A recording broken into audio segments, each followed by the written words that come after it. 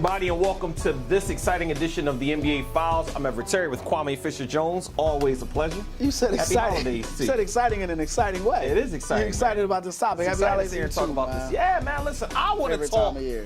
I want to talk top tier talent, and when you think top tier talent, you can't go any higher right now than James Harden and Kyrie Irving.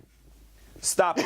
Kyrie Irving, James Harden, okay? You look at what these guys are doing. The Rockets just had an impressive month led by Harden, where at one point he was averaging, near 40 points, and at one point, 30 and 10 for a week. And you got Kyrie, who most people had once they lost Hayward, they being a middling 5-6 seed at best.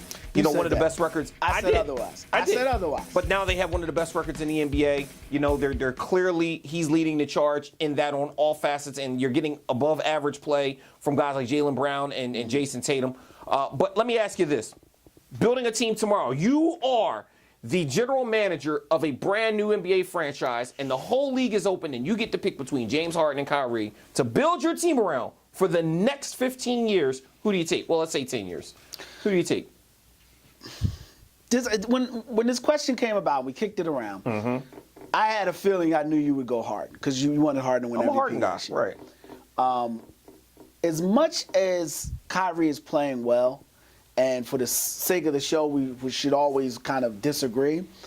I'm going to agree with you here, and I'm actually going to take a step back and say that you're right. It is James Harden. Okay. I would take James Harden over Kyrie one because of health. Knock on wood, fair. James Harden's always healthy. Fair. I question his conditioning, his stamina, but he's a guy that always seems to be on the court, and I appreciate that. Basketball IQ. Mm-hmm. Not saying that Kyrie, and people get this misconstrued, especially in Philadelphia where common sense isn't always common.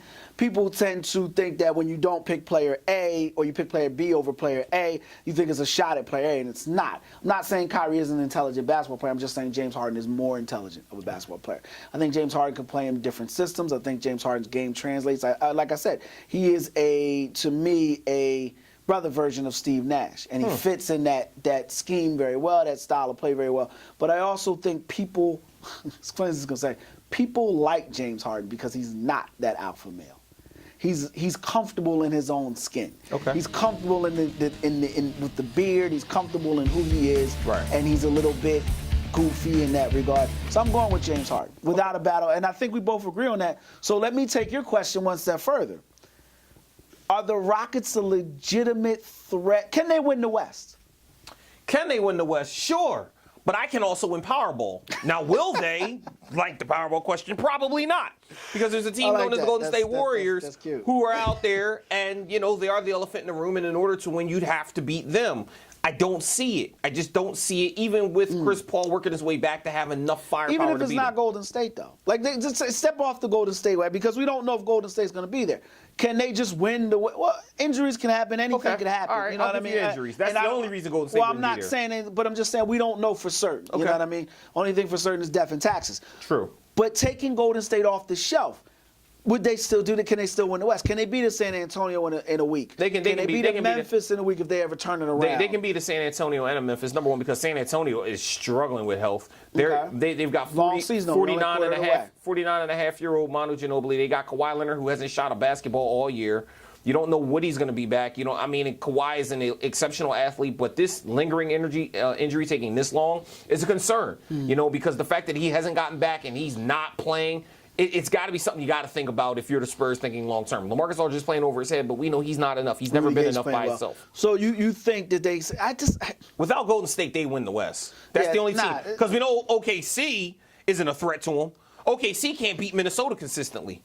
Okay, they're not enough. Even if we it doesn't matter what segment we're in. It doesn't matter what the topic is. It's going to get a dig at OKC and a dig at the Clippers. I'll give you that. Look, I used this analogy before. I'm going to use it again. I'm going to take it back to football. You remember the Houston Oilers? Yep. The run and shoot offense? Absolutely. James Harden is Warren Moon. And the Houston Rockets are the Houston Oilers version, NBA version of the run and shoot offense. Run up and down. Great for a lot of points in the regular season, not going to do much in the playoffs. Okay. I don't believe they can win the West. Look, I felt like last year they played well. They played about as good as they could play. And James Harden got tired. That's what's going to happen. Chris Paul on the team. Chris, you talk about people getting hurt. I love when people say, if such and such is healthy. Let's stop that. That's like saying, if Donald Trump doesn't tweet something crazy, then da-da-da. It's not if, it's when. When he tweets something crazy, when Chris Paul gets hurt, when Joel Embiid gets hurt, those are things you have to plan for. When James Harden runs out of gas, that's something that they're planning for. So I don't think they're going to run out. I think they're great to watch. I appreciate James Harden's gumption for offense and disdain for defense.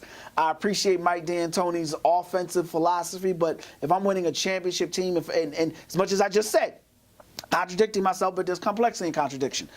As much as I just said James Harden is the guy I would build around, if I'm trying to win a championship, I wouldn't go Kyrie or James Harden. Agree. So, I don't think they can win the West. Okay. If it was a fifth, we'd all be alcoholics. That's all I got. NBA Files.